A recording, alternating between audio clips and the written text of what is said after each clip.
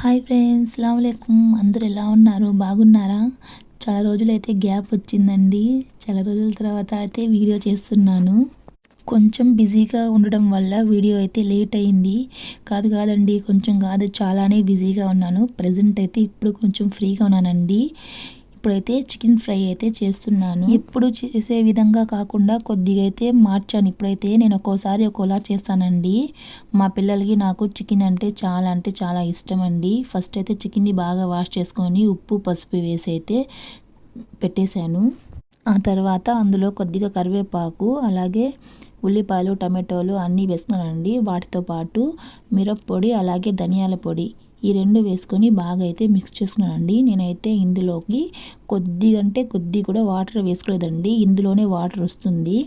బాగా మిక్స్ చేసుకోవాలండి. మిక్స్ చేసుకున్న తర్వాత మూత పెట్టేయాలి. మూత పెట్టేసిన తర్వాత ఒక 5 మినిట్స్ చూసానండి. చూడండి ఎంత కలర్ఫుల్గా ఉందో. ఆ తర్వాత చికెన్ కబాబ్ మసాలా అయితే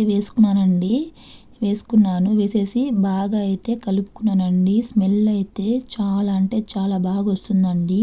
ఇందులోకైతే నేను ఈసారి క్యాప్సికమ్ వేసి చేశానండి. కొద్దిగా కొత్తిమీర కూడా వేసి బాగా మిక్స్ చేసుకున్నాను. ఇప్పుడు చూడండి ఎంత వాటర్ వచ్చిందో. ఈ సమయంలో ఇందులో అయితే క్యాప్సికమ్ అలాగే కరివేపాకు వేసి బాగా మిక్స్ చేసుకోవాలండి. ఆ తర్వాత ఇందులోకి ఒక 2-3 టేబుల్ స్పూన్స్ ఆయిల్ అయితే వేసుకున్నాను. వేసుకున్న తర్వాత మూత పెట్టేస్తే అంతేనండి, వేడిగా మాకు క్యాప్సికమ్ చికెన్ ఫ్రై రెడీ అయిపోయింది. Please subscribe. బాయ్.